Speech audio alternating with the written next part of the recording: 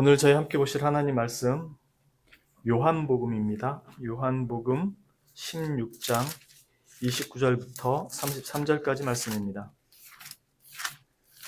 신약 성경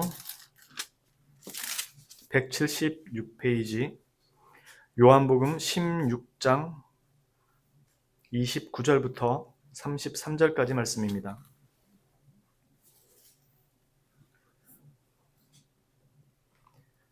요한복음 16장 29절부터 33절까지 말씀 다 찾으신 줄로 알고 제가 봉독하도록 하겠습니다. 제자들이 말하되 지금은 밝히 말씀하시고 아무 비유로도 하지 아니하시니 우리가 지금에야 주께서 모든 것을 아시고 또 사람의 물음을 기다리시지 않는 줄 아나이다. 이로써 하나님께로부터 나오심을 우리가 믿사옵나이다. 예수께서 대답하시되 이제는 너희가 믿느냐? 보라, 너희가 다 각각 제 곳으로 흩어지고 나를 혼자 둘 때가 오나니 벌써 왔도다. 그러나 내가 혼자 있는 것이 아니라 아버지께서 나와 함께 계시느니라. 이것을 너희에게 이르는 것은 너희로 내 안에서 평안을 누리게 하려 함이라. 세상에서는 너희가 환난을 당하나 담대하라. 내가 세상을 이기었노라. 아멘. 예, 오늘 저희가 요한복음 말씀을 한번 살펴보게 될 텐데요. 사실 이 본문 오늘 말씀은 제가 회심하고 나서 주님께로부터 받았던 말씀입니다. 뭐 이렇게 귀 속에 직접적으로 말씀해 주신 건 아니고요. 제가 성경 말씀을 읽으면서 저한테 깊이 이렇게 새겨주신 말씀이었습니다. 그래서 제 전화번호 뒷번호가 163이에요. 사실 처음에 이 말씀을 들었을 때는 이해를 잘 못했어요. 왜냐하면 좋은 내용이 아니었거든요. 보라, 너희가 다 각각 제 곳으로 흩어지고 나를 혼자 둘 때가 오나니 벌써 왔도다. 그러나 내가 혼자 있는 것이 아니라 아버지께서 나와 함께 계시느니라. 이 말씀이 내가 주님을 배반이라도 한다는 말씀이신가? 왜 이 말씀을 주셨을까? 처음에는 좀 이해를 못했어요. 이제 나중에 시간이 지나면서 신앙의 이제 여러 가지 과정들을 지나면서 이 말씀이 무슨 의미인지를 조금씩 깨닫게 됐습니다. 결론적인 얘기지만 우리의 믿음과 구원의 확신은 그리스도께서 우리를 위해 행하신 그 일의 근거예요. 바꿔 말하자면 우리 자신이 가지고 있는 자신의 믿음을 자랑할 수 없다는 겁니다. 그리고 신뢰할 수도 없고요. 신뢰해서도 안 되고요.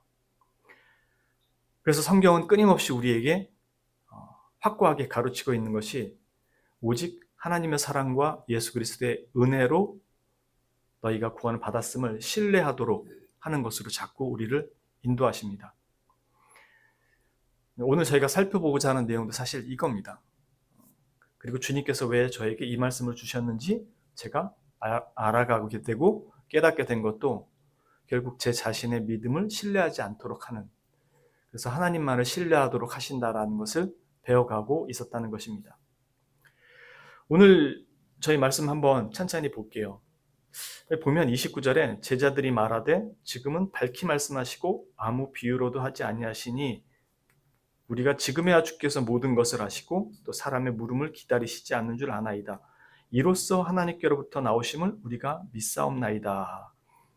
그렇게 얘기하니까 이때까지가 이제 예수님이 마지막 만찬 다 하시면서 이제 잡혀가게 될 그 내용들을 말씀하셨던 그 과정들이거든요.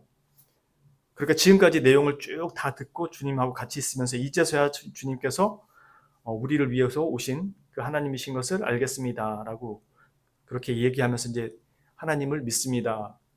나의 주님을 믿습니다라는 이제 고백을 하고 있는 거죠. 거기에 대해서 주님이 그렇게 말씀합니다. 이제는 너희가 믿느냐? 이 말이 어떤 의미냐면은 두 가지로 해석이 되는데 저는 이것이 질문이라고 봅니다. 그래서 주님께서 이제는 믿느냐? 그런데 너희가 나를 배반하게 될 것이다. 이렇게 이 문맥이 이어지는 거예요. 왜 이 믿는다는 고백 앞에 이런 이야기가 등장을 할까? 사실 이 말씀은 앞에 있는 내용부터 이어지고 있어요.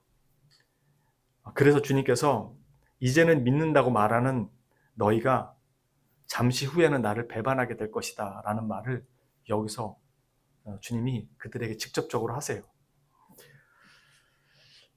겟세마네 동산에서 예수님 붙잡힐 때 죄다 뿔뿔이 흩어지죠. 그 전에 바로 마지막 만찬에서 그 음식을 나누고 떡과 잔을 나눌 때 무슨 일이 있었죠? 그때 마지막 만찬에서 유다 말고 또 기억나는 사람이 한 사람이 있어요. 그 사람이 누구냐면 베드로입니다. 베드로가 어떤 일을 하는지 저희가 앞으로 잠깐 가서 한번 볼게요. 14장에 보면은 예수님이 비로소 이들에게 가르치는 내용이 있는데 그 바로 앞에 38절에 보면 예수님께서 이렇게 얘기하십니다. 37절에 베드로가 이르되 주여 내가 지금은 어찌하여 따라갈 수 없나이까 주를 위하여 내 목숨을 버리겠나이다. 예수께서 대답하시되 네가 나를 위하여 네 목숨을 버리겠느냐 내가 진실로 진실로 내게 이르노니 닭 울기 전에 네가 3번 나를 부인하리라. 이렇게 말씀을 하세요. 그리고 나서 이제 이 내용이 나오고 지금 16장 끝에 와서 너희가 이제는 믿는다고 얘기하지만 다 나를 버리고 도망갈 것이다 라고 이렇게 얘기를 하세요.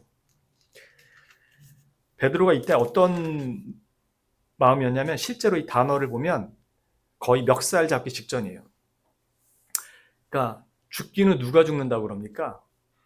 예수 그리스도께서 자신들을 위해 오신 메시아라는 사실을 받아들이기 시작했을 때 예수님께서 이제는 내가 주님께로 아버지께로 가야 된다. 죽을 것이다. 라고 하니까 예수님을 거의 멱살 잡듯이 하면서 항변을 합니다. 죽기는 누가 죽는다 그럽니까? 절대로 우리 두고 죽을 수 없습니다. 당신은 메시아이기 때문에 절대로 우리를 그냥 여기다 팽개쳐 두고 죽을 수 없습니다. 내가 그렇게 죽게 놔두지 않을 겁니다. 혹 죽는다면 나도 따라 죽을 겁니다. 그러면서 베드로가 예수님을 앞에서 그렇게 결단에 찬 목소리를 냅니다. 그리고 나중에 이제 부인하죠. 부인을 할 때는 어떻게 해요? 저주하면서 부인합니다. 내가 그 사람을 알면 하늘에 벌을 받아도 마땅하다. 그러면서 자신을 저주할 정도로 저주하면서 부인합니다. 재밌는 사건이에요. 이 사건을 자세히 들여다보면요. 참 재밌는 뭐랄까요. 내용이 좀 안에 담겨 있어요. 이 사건을 조금 더 자세히 보기 위해서 저희가 누가복음으로 한번 가볼게요. 누가복음 135페이지입니다. 누가복음 22장 31절입니다. 누가복음 22장 31절입니다.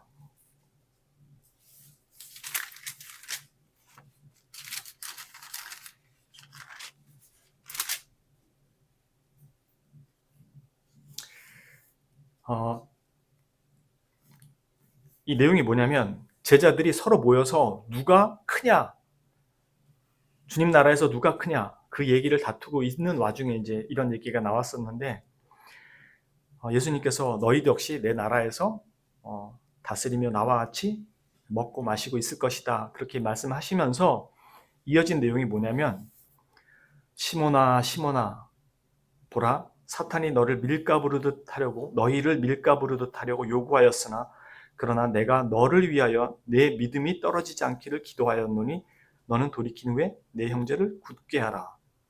그가 말하되 주여 내가 주와 함께 오게도 죽는 데에도 가기를 각오하였나이다. 이르시되 베드로야 내가 네게 말하노니 오늘 닭 울기 전에 네가 3번 나를 모른다고 부인하리라 하시니라. 이렇게 나옵니다. 그런데 베드로를 부를 때 여기서 뭐라고 부르시냐면은 시몬아 시몬아 이렇게 부르세요. 시몬은 요한의 아들이었거든요. 그러니까 어부죠. 그러니까 시몬의 또 다른 이름이 베드로잖아요. 페트로라고 하는 반석이라고 하는 이제 헬라어 이름인데 베드로라고 안 부르고 시몬아 시몬아 이렇게 부릅니다. 근데 그 평범한 어부가 주님을 배반할 것에 대해서 미리 아시고 그 말씀을 하시죠. 그러면서 네 믿음이 떨어지지 않기를 내가 기도했다고 얘기합니다. 그러니까 베드로가 주님을 부인할지라도 베드로의 믿음이 떨어지지 않도록 베드로를 위해서 기도하신다고 해요. 그런데 부를 때 베드로라고 안 부르고 시모나라고 불러요. 평범한 어부의 아들. 그런데 뒤에 가서 이렇게 얘기합니다. 그가 말하되 주여 내가 주와 함께 오게도 죽는 데에도 가기를 각오하였나이다. 그러자 이르시되 베드로야 이렇게 얘기하세요. 반석아. 즉 너 반석 맞다. 그래. 반석아. 내가 너에게 말하노니 오늘 다 굴기 전에 네가 나를 3번 부인할 거다. 묘한 대조가 있어요. 평범한 어부 시몬아 시몬아 이렇게 부르신 다음에 네 믿음이 떨어지지 않기를 내가 기도해 줄 것이다. 그런데 아니라고 강하게 항변하니까 그래 반석이지 너 베드로야. 오늘 넌 날 3번 부인할 거다. 전혀 이름하고 정반대되는 모습을 보여줘요. 그러니까 보잘것없는 시몬에게는 내가 너를 위해서 기도할 것이다 라고 말씀합니다. 그리고 자신이 절대 그럴 수 없다고 이야기하는 베드로에 대해서는 너는 나를 3번 부인할 것이다 이렇게 말씀을 해요. 결국 이 내용에서 함의하는 것은 베드로가 베드로답게 서는 것은 주님의 은혜지 베드로 자신의 그 어떠함이 아니었다라는 것을 보여주는 거거든요. 네가 비록 베드로라는 멋진 그 이름을 가졌을지라도 너는 나를 부인하게 될 것이다. 반면에 평범한 어부인 시몬 너는 내가 너를 위해 믿음이 떨어지지 않도록 기도할 것이다. 이게 어떤 의미인지 저희가 조금씩 말씀을 들으면서 생각을 해보셔야 돼요. 사실 대단히 큰 의미를 담고 있습니다. 여기 보면 22장 60절에 보면 이렇게 말씀합니다. 베드로가 이르되 이 사람아 나는 네가 하는 말을 알지 못하노라 나는 아직 말 못하노라 하고 아직 말하고 있을 때 닭이 곧 울더라. 주께서 돌이켜 베드로를 보시니 베드로가 주의 말씀 곧 오늘 밤 닭 울기 전 네가 3번 나를 부인하리라 하심이 생각나서 밖에 나가서 심히 통곡하니라. 주님이 이 사실을 얘기했잖아요. 네가 나를 너희가 나를 밀가부르듯 요구하였으나 그러나 내가 너를 위하여 네 믿음이 떨어지지 않기를 기도했다. 무슨 말씀합니까? 나는 절대로 주님 부인하지 않을 겁니다. 그런데 부인을 해요. 그때 주님이 베드로를 바라봅니다. 이렇게 베드로가 몰래 쫓아갔는데 아마 멀찌감치서 볼 수 있었나 봐요. 그래서 베드로가 부인하는 모습을 보게 됩니다. 그것도 여종이 와서 부인하게 하잖아요. 여종이 와서 너도 저 사람과 한패지? 이러니까 무슨 그 바리새인도 아니고 서기관도 아니고 대제사장도 아니고 일개 당시에는 아무것도 아닌 여종이 와서 너 저 사람하고 한패지라고 하는 말에 기겁을 하고 3번을 저주하면서 부인하잖아요. 그때 예수님이 베드로를 이렇게 쳐다보시죠. 그때 주님이 하신 말씀이 생각나서 베드로 나가서 통곡을 하고요. 주님이 왜 쳐다보신 거였죠? 주님이 쳐다보신 이유가 내가 뭐라 그랬냐? 내가 조심하라 그랬지. 너 나 부인하게 될 거라고 얘기하지 않았냐? 정신 똑바로 차리고 있지. 깨어 있어야 될 거 아니야. 그 의미로 주님이 쳐다보셨을까요? 주님이 베드로를 쳐다보신 건 내가 이미 너를 용서했다는 거죠. 내가 너에게 이 이야기를 한 것은 내가 너를 이미 다 용서했단다. 그 이야기가 그 눈빛에 함의가 돼 있는 거죠. 그리고 베드로는 나가서 자신이 그렇게도 호언장담했던 그 말 단 하나도 못 지키는 자신에 대해서 절망을 하죠. 통곡을 하고 주님 앞에 죄스러움을 감출 수가 없었겠죠. 주님이 베드로에게 이 이야기를 먼저 하셨던 건 내가 이미 너를 다 용서했으니 너는 이 일 있을 때, 즉 나머지 제자들이 뿔뿔이 나를 배반하고 흩어졌을 때 너는 이것을 먼저 그리고 누구보다도 가장 크게 나를 부인했던 너는 먼저 용서받았음을 깨닫고 네 형제들을 다시 일으켜 세워라 라고 말씀하신 거였죠. 우리식으로 따지자면 우리는 넌 자격 없어서 안 되겠다. 너 데려다 어디다 쓰겠냐 하고 다른 사람으로 교체를 하겠죠. 주님은 그렇게 하시지 않고 이미 용서했음을 말씀합니다. 그리고 드디어 예수님께서 부활하신 후에 낭만 고양이 돼서 물고기 잡으러 간 베드로를 찾아오시죠.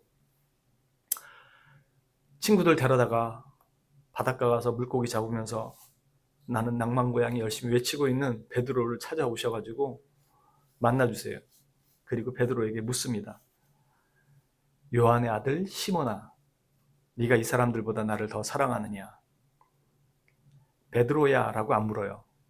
요한의 아들 시몬아, 한낱 별 볼 일 없는 어부인 그 시몬에게 네가 나를 이 사람들보다 더 사랑하느냐? 이렇게 묻습니다. 왜냐하면 이미 마태복음 26장 33절에서 보았던 말씀처럼 모두 주를 버릴지라도 나는 결코 주를 버리지 않겠나이다 라고 베드로가 호언장담했었거든요. 거기에 요한의 아들 시몬아, 네가 이 사람들보다 나를 더 사랑하느냐? 라고 묻습니다. 예, 제가 주님을 사랑합니다. 이렇게 물어요. 답합니다. 평범한 어부의 아들 요한의 아들 시몬아, 이렇게 얘기하시면서 다시 한번 또 묻습니다. 베드로가 또 주를 사랑한다고 대답합니다. 세 번째로 또 묻습니다. 네가 나를 사랑하느냐? 이 말 속에는 네가 정말로 나를 사랑하느냐? 이 말이 포함되어 있는 거죠. 근데 베드로가 들을 땐 어떻게 들려요? 네가 정말로 나를 사랑한다는 말이 사실이냐? 나는 벌써 너한테 한번 부인당했는데 베드로한테는 그렇게 들리죠. 거기에 베드로가 당연히 심장이 덜컹하죠. 그러면서 베드로가 한마디를 덧붙이죠. 주께서 모든 것을 아시옵니다. 그러면서 내가 주를 사랑합니다. 이렇게 얘기합니다. 그 말은 베드로가 주님 앞에 자신의 신앙을 고백하는 거죠. 가장 멋진 신앙 고백입니다. 그리스도인이 가져야 되는 신앙 고백이에요. 내가 주를 사랑하는 것은 그때나 지금이나 변함이 없지만 그걸 지킬 능력이 없다는 것을 주님이 아십니다. 주께서 모든 것을 아시지 않습니까? 내가 말 한마디 하나 제대로 못 지키는 참으로 무능한 존재라는 걸 주께서 아시지 않습니까? 그럼에도 나는 주님을 사랑하는 것은 변함이 없습니다. 주님이 원하시는 대답은 그거였죠. 우리에게 받아내기를 원하시는 신앙 고백은 주를 위해 죽겠습니다가 아니라 내가 내 말조차 하나 제대로 지킬 수 없는 참으로 무능한 존재입니다. 그걸 주께서 아시지 않습니까? 내가 할 수 있는 거는 주님을 사랑하는 건데 그 사랑조차도 못 지키는 참으로 무능하고 나약한 존재입니다. 라가 베드로의 고백인 거거든요. 여기에 성경에는 기록이 되어 있지 않지만 이 내용을 보면 주님께서 이제 베드로의 그 사도권을 회복시키시면서 여기엔 기록이 안 됐지만 마치 그렇게 말씀하는 것 같습니다. 베드로야, 네가 나를 사랑하는 것 그거 하나만으로 사도가 되기에는 충분하다. 또 다른 어떠한 것이 필요하지 않다. 그렇게 말씀하시는 것 같아요. 주님이 우리에게 원하시는 건 그거거든요. 내가 아무것도 할 수 없지만 주께서 하실 것입니다. 라는 믿음의 고백들이거든요.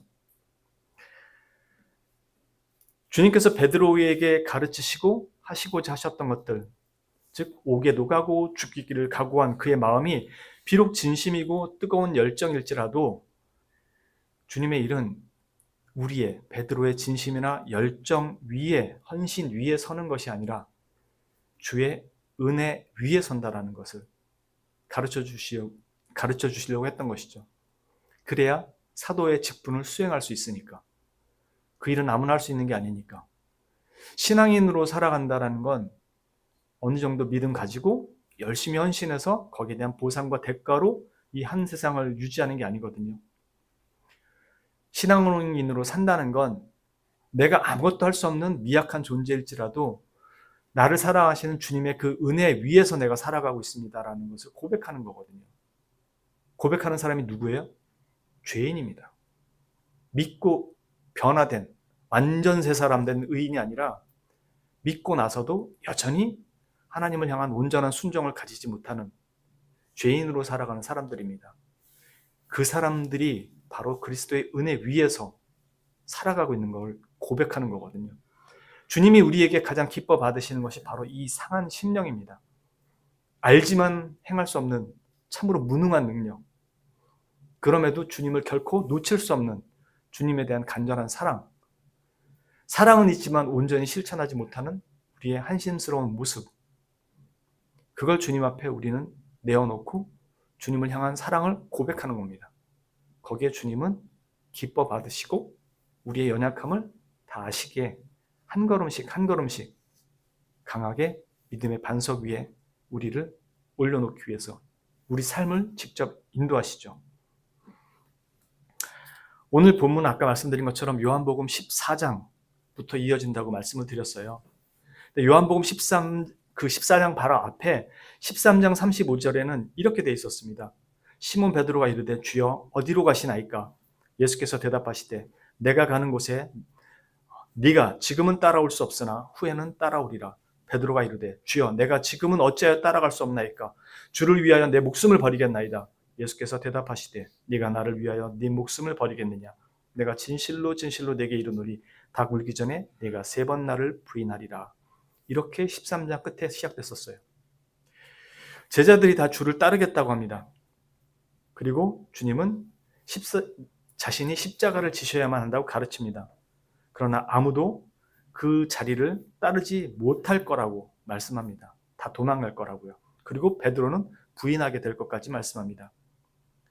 그리고 지금 21장 낭만 고양이가 됐던 베드로를 변화시킨 그가 그의 어떠한 열정과 진심 이런 것들 위에 신앙이 선 게 아니고 주님의 은혜 위에 섰음을 알리신 거죠. 제가 자주 여러분들한테 그런 말씀을 드리는데 동양인들, 특히 한국인과 중국인들이나 일본인들이 가지고 있는 그 신앙 자체는 대단히 무속적이라서 자신의 진심과 열정 위에 신앙이 선다고 생각을 해요. 그래서 자신이 섬기는 신들을 어떻게든 설득시키고 감화시키기 위해서 치성이라는 걸 바치거든요. 근데 기독교는 그 반대인 것을 우리에게 끊임없이 얘기해요. 주님의 은혜 위에 우리가 선다라는 것을 가르쳐 주거든요. 지금 이 21장에 와서 처음에는 자신들이 주님을 따르겠다고 호언장담했지만 무너지는 그 모습을 봤거든요. 근데 21장에 오면 그 내용이 바뀌어서 주를 부인했던 베드로가 자신이 아무것도 할 수 없는 존재라는 것을 확인하고 자신을 부인합니다. 그리고 비로소 자신이 십자가를 거기에 자신의 부인하는 그 자리에 십자가에서 죽으시고 부활하시는 주님이 있음을 나중에 알게 됩니다. 비로소 그리고 나서 사도들은 주님의 뒤를 따르게 되죠. 누가복음 9장 23절에 나오는 말씀처럼 또 무리에게 이르시되 아무든지 나를 따라오려거든 자기를 부인하고 날마다 제 십자가를 지고 나를 따를 것이니라. 이 말씀은 여러분들 잘 아실 거예요. 처음엔 자기네들이 따르겠다 그랬고 그 다음에 십자가를 보고 부인하게 됩니다. 그런데 21장에 오게 되면 바뀌게 돼요. 주님을 따라간다는 게 먼저가 되지 않고 자신을 먼저 부인하고 십자가를 지고 그리고 따라가게 됩니다. 순서가 바뀌게 돼요. 무엇이 그들을 그 자리에 세울 수 있는지를 나중에 알게 돼요. 처음엔 진심과 열정 그리고 헌신이라는 이름으로 자신들이 십자가를 지고 따를 수 있을 거라고 생각했어요. 근데 시간이 지나면서 그것이 부서지고 깨지고 난 다음에 비로소 자신을 부인하고 나서야 십자가를 지고 그리스도를 따르는 자리로 들어가게 됩니다. 여기서 우리에게 주님이 가르쳐 주시는 중요한 내용이 뭐냐면 우리가 살아가면서 겪게 되는 많은 신앙의 실패가 하나님의 실패가 되지 않는다는 것입니다. 우리의 실패를 통해서 하나님은 하나님의 일을 이루시는 도구와 과정으로 다 사용하고 계시다는 거예요. 우리는 날마다 어떤 모양으로든 실패하거나 실족합니다. 그러나 그것이 하나님의 일을, 우리를 향한 하나님의 일을 가로막지는 못해요. 하나님은 그것들을 통해서 우리를 변화시키고 우리의 믿음과 우리의 신앙의 성숙을 이루어가는 그 도구와 과정으로 다 사용하셔서 자신의 뜻을 이루는 분입니다. 결국 저와 여러분의 실패가 매번 그 실패마다 어디를 향하게 하던가요? 여러분과 저가 죄의 자리에 섰을 때, 그리고 실족하거나 좌절을 경험했을 때, 한없이 무너져 버렸을 때 우리 다 어디로 가게 되나요? 결국 다 십자가 밑에 가서 울부짖고 있지 않나요? 다들 주님을 찾게 되지 않나요? 저와 여러분의 실패가 어디로 데려갔나요? 주님 앞으로 데려가잖아요. 누가 우리의 실패를 실패라고 말할 수 있겠습니까? 주님은 우리의 실패를 그냥 실패로 두지 않으세요. 다 주님 앞으로 오게 만드시죠. 놀랍습니다. 우리는 절망이고 실패고 좌절인데 주님은 그걸 우리를 세우는 도구로 다 사용을 하세요. 그걸 제자들이 가장 명확하게 본 게 십자가 사건이고요. 왜요? 그렇게 믿었던, 절대로 죽어서는 안 된다고 하는 자신의 메시아가 죽어버렸어요. 죄인들 속에 하나로. 그래서 절망하고 뭘 어떻게 해야 될지 모르고 결국 물고기나 잡으러 가자 떠났던 그들 앞에, 아무것도 할 수 없었던 그들 앞에, 그리고 아무것도 하지 못한 그들 앞에 하나님께서 그를 살리셔서 그들 앞에 보이십니다. 즉, 이 모든 역사는 하나님이 하시고 계시다라는 것을 가르쳐줘요. 그래서 자신들의 무능함과 연약함에 대해서 주저앉지 않게 하십니다. 하나님이 하실 거라는 사실을 믿게 인도하십니다. 우리의 모든 실패와 좌절이 그 당시에는 끝난 것이고 절망스러운 것처럼 보여도 하나님은 그곳에서 하나님의 일을 시작하고 계세요. 믿음 없는 우리 가운데서. 우리가 믿음을 갖고 있는 게 아니고 절망해가지고 널브러져 있는 곳에서 하나님은 하나님의 일을 홀로 하고 계세요. 신실하게. 처음과 끝이 동일하신 분. 절대로 변개하지 않는 분. 처음 우리를 사랑했다가 나중에 버리시는 분이 아닌, 처음부터 사랑했고 여전히 불순종하는 우리를 끝까지 사랑하시는 그 하나님이 홀로 일하세요. 실패하고 넘어진 우리를 붙들고. 그리고 우리는 시간이 지나고 나서야 주님이 하셨습니다 라고 고백을 해요. 참 어리석습니다. 우리 어린아이들처럼 우리가 그래요. 그래도 주님은 끝까지 우리를 데리고 그 일을 하십니다. 승리는 우리가 다 이겨야만 승리가 아니고, 또 승리는 우리가 가지고 있는 것이 아니고 주님께서 승리를 가지고 계신 것이고, 우리의 승리는 바로 그 주님 앞으로 가는 것입니다. 많은 것들이 우리를 시험에 들게 하고 넘어뜨릴 수는 있어요. 그래서 우리는 넘어집니다. 그때마다 우리는 십자가 밑에 가서 주님을 찾습니다. 그게 우리가 가지는 믿음의 승리예요. 결코 떠날 수 없는 그 주님을 끝까지 붙드는 싸움. 결국 주의 은혜가 우리의 모든 삶을 덮고 있다는 것입니다. 그래서 이것을 미리 너희에게 이르는 이유가 이것 때문이라고 말씀한 겁니다. 즉, 너희는 너희 자신의 믿음을 확신하거나 자부하려고 하겠지만 그건 지극히 연약한 믿음에 불과하다는 것입니다. 그 믿음이 끝까지 지켜지고 유지되고 있는 것은 오직 주님의 은혜와 사랑 때문이고, 내가 너를 나의 강한 팔로 붙들고 있다는 것을 다시 한번 가르쳐 주는 것입니다. 그래서 우리가 이 세상을 사는 동안에는 끊임없이 환난을 당하고 두려워하게 되겠지만 담대하라고 하신 이유가, 그 승리가 우리 안에 있지 않고 주님께 있기 때문에 내가 세상을 이겼고 너희는 내 안에서 그 평안을 누릴 것이라고 얘기합니다. 그래서 매번 넘어지는 우리에게 이 사실을 이르신 것이 바로 너희는 내 안에 거하고 내 안에 있음으로 말미암아 그 참된 평안을 누리게 될 것이다. 우리에게 실수와 실패가 없다고 말씀하신 것이 아니라 그 일은 늘 반복될 수 있겠지만 내 안에서 그 평안을 누리라고 합니다. 왜요? 우리를 위해 모든 것을 짊어지시고 모든 것을 이루셨기 때문에 너희는 그 안에서 참된 평안을 누리라고 하십니다. 누가 뭐라고 비방해도 우리가 담대히 세상 가운데서 나는 그리스도인입니다 라고 선포할 수 있는 이유가 바로 여기 있습니다. 야, 너도 그리스도인이냐? 너 같은 애도 교회 다닌다고 얘기할 수 있느냐? 라고 말할 때 세상 사람의 기준이 아니라 주님의 기준으로 감히 담대히 이야기할 수 있는 겁니다. 예, 주님, 나는 주님의 은혜로 이 자리에 있는 주님의 사람, 그리스도인이 맞습니다. 라고 감히 죄인인 우리가 담대히 고백할 수 있는 것입니다. 여러분 안에서 이 그리스도인의 자격을 찾으려 하지 마시고 주의 은혜와 사랑 안에서 내가 그리스도인이라는 확신을 굳게 가지시고 소망을 품고 우리의 남은 인생을 주님의 백성으로 거룩하게 살기 위해서 분투하며 살아가는 축복된 주님의 은혜가 있는 삶이 되시기를 참으로 주님의 이름으로 축복합니다. 기도합니다. 참으로 거룩하신 주님, 우리는 참으로 미약하고 참으로 연약합니다. 그러나 이것도 우리를 포장한 말에 지나지 않습니다.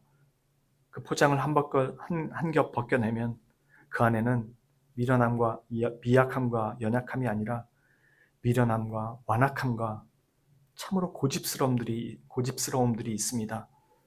그런 우리를 여전히 사랑하시고 하나님의 백성으로 삼으셔서 우리를 참으로 하나님의 거룩한 백성으로 인도하십니다. 우리 중에 주님을 배반한 사람은 아직 아무도 없습니다. 베드로만큼 그렇게 간 사람도 없습니다. 베드로를 그렇게 주님께서 사도로 세우셨다면 하물며 우리는 얼마나 더 주님께서 사랑하시고 온전하게 그 자리로 이끌어 주시겠습니까? 주여, 우리에게서 이 믿음이 떠나지 않게 하여 주시고 우리가 살아가는 많은 어려움 속에서 많은 환난 속에서 허덕일 때라도 주께서 우리를 먼저 사랑하셨고 그 사랑을 지키고 계심을 믿어 의심치 않게 하시고 우리의 어떠한 진심과 열정보다 하나님의 사랑과 진심과 열정이 더 크다라는 것을 믿고 매 순간순간 다시 주님의 부르심의 자리에 서는, 그래서 십자가 앞에서 주님과 동행하며 가는 우리의 인생 되게 인도하여 주옵소서. 이 모든 말씀을 참으로 거룩하시고 우리의 유일한 구원자 되시는 구주 예수 그리스도 이름 받들어 감사드리며 기도합니다. 아멘.